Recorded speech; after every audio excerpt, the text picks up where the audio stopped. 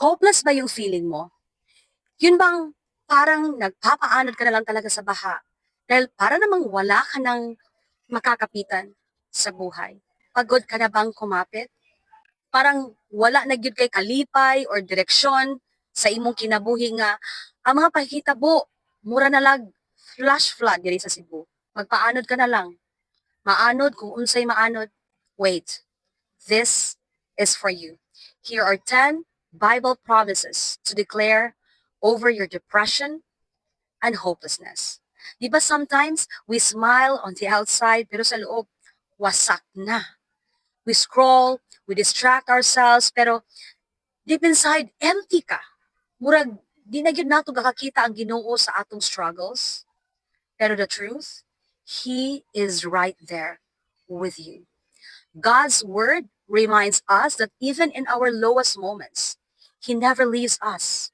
He never will He forsake us. Today, let's speak life over our sadness and faith over our hopelessness. Let's declare God's promises until joy springs up inside again. Let's claim these promises of God and declare, the joy of the Lord is my strength. Ang kaligayahan kasama ko si Jesus Christ ang lakas ko. God heals the brokenhearted and binds up their wounds. Though I fall, I will rise again with Jesus Christ. Bumagsak man ako, babangon at babangon ako muli dahil kasama ko si Lord Jesus Christ. Weeping may endure for a night. Saglit lang yan, but joy comes in the morning.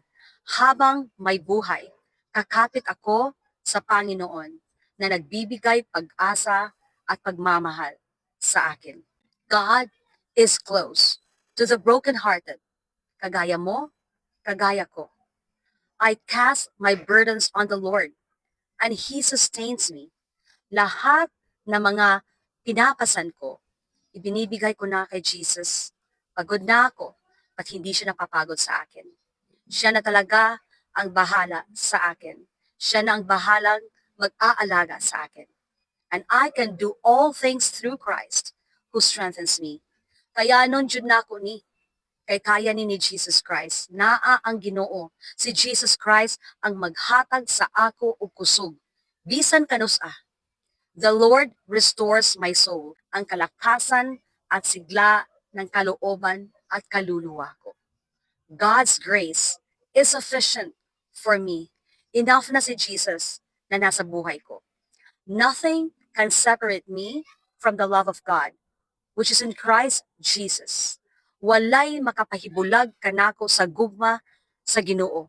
Declare this daily and don't let depression define your story. You are loved, you are chosen, and your life still has a purpose. Keep speaking life into your day until your soul believes again.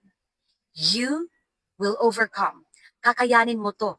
Therefore, choose life looking unto Jesus today.